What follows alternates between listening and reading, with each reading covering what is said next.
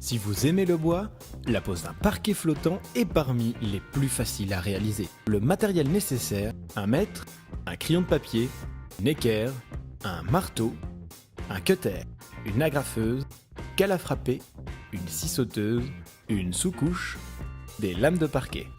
Il existe différentes manières d'installer un parquet chez soi. Les parquets flottants rendent cette mise en place accessible à tous. Étape numéro 1. La préparation. Le parquet flottant trouve sa place sur tous les supports. Chope de béton, carrelage, moquette. Il faut juste que le sol soit bien régulier et ne soit pas exposé à des remontées d'humidité. Un film polyane peut alors faire office de sous-couche. Nettoyer et dépoussiérer soigneusement le sol avant de commencer la pose. Étape 2. Bien caler. Il faut d'abord installer une cale de 8 mm qui servira de joint de dilatation.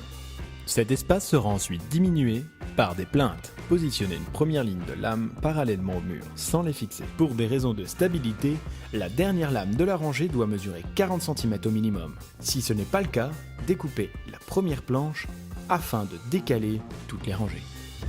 Étape 3. Rangée après rangée. Commencez la deuxième rangée avec les chutes de la première.